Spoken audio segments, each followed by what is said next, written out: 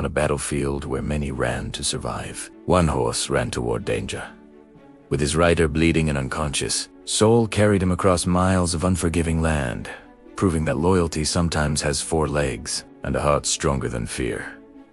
The desert wind howled across the rocky hills. As Captain Daniel Reyes struggled to stay conscious, dust filled the air. The sound of distant gunfire echoed behind him. His leg was badly injured. Every movement sent waves of pain through his body. The rest of his unit had already retreated to safer ground.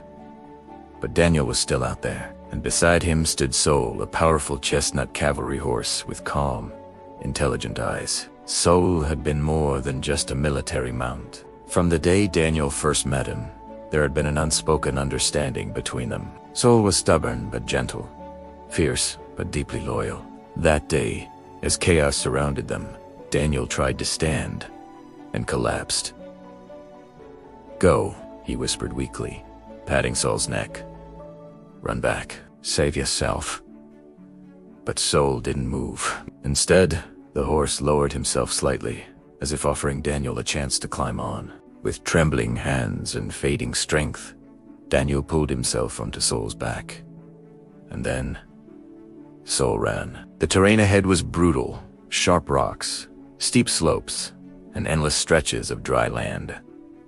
The sun beat down mercilessly. Every step could have meant injury or collapse. But Sol kept going. Ours pased.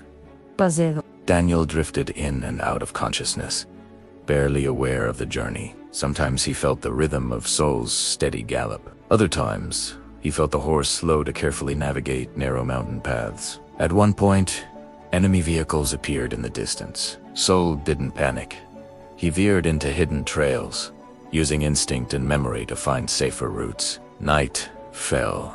The temperature dropped. Daniel's body grew colder and weaker. Sol stopped near a small cluster of rocks, shielding Daniel from the wind while he rested. The horse stayed alert the entire night, ears twitching at every distant sound. At sunrise, Sol rose again and continued forward. Nearly 2 days after they had separated from the unit, Sol finally reached a remote medical outpost. Soldiers rushed forward in disbelief as they saw the exhausted horse carrying an unconscious officer. Daniel was barely alive, and Sol was trembling from exhaustion, covered in dust and sweat, but still standing. Medics rushed Daniel inside while others cared for Sol, offering water and rest. Many of the soldiers said later that they had never seen such determination from an animal. Doctors told Daniel weeks later that without Sol's relentless journey, he would not have survived. But survival was only the beginning.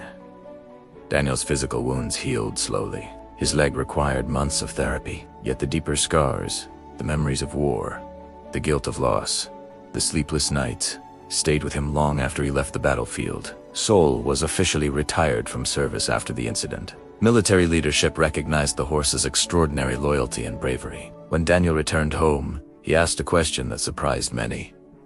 "Can Sol come with me?" After long arrangements, the answer was yes. Civilian life felt strange at first. Loud noises made Daniel anxious. Crowds overwhelmed him. Some days he struggled just to step outside his home, but Sol was always there. In the mornings, Daniel brushed Sol's silhouette slowly, a quiet routine that helped calm his racing thoughts. When nightmares woke him at night, he would sit beside Sol in the stable, feeling grounded by the horse's steady breathing. Neighbors began to notice something remarkable. When people visited Daniel, especially other veterans, they found comfort simply standing near Sol. The horse seemed to sense emotional pain, gently lowering his head toward anyone who looked overwhelmed. A local counselor suggested something unexpected. What if Sol helped others the way he helped you? Soon, Daniel partnered with a small therapy program for trauma survivors. At first, he wasn't sure if it would work, but during the first session, a young veteran who hadn't spoken to anyone in weeks approached Sol hesitantly. The horse stood completely still. The man reached out, touched Sol's neck, and began to cry. It was the first time he had shown emotion since returning home. Word spread quickly. Survivors of accidents, former soldiers, children who had experienced loss, people struggling with anxiety and fear, all came to meet Sol. And somehow, without words, Soul offered them comfort. Some participants said they felt safe for the first time in years. Others said brushing Soul's coat helped them process memories they had buried deep inside. Daniel watched in awe. The same horse who once carried him across miles of danger was now carrying others through their invisible battles. One afternoon, during a quiet therapy session, a young girl approached Daniel. "Why does Soul help everyone?" she asked. Daniel smiled gently. "Because he knows what it feels like to keep going when everything hurts." The girl hugged Saul's neck, and Soul stood calmly, just as he always did. Patient, steady, and strong. Years later, Soul became known far beyond their small town. People spoke about the horse who saved a soldier's life, and then helped countless others heal from trauma. But for Daniel, Soul was never just a hero. He was a friend, a companion who never left during the darkest fight. On peaceful evenings, Daniel would sit beside Soul as the sun set, remembering the long journey across the desert, the moment when hope seemed impossible, and the quiet strength that carried him home. Daniel realized something powerful.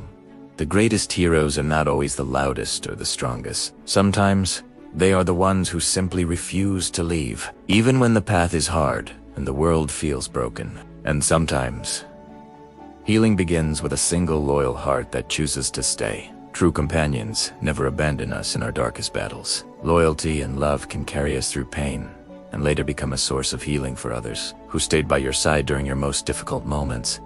And how did their presence help you keep moving forward?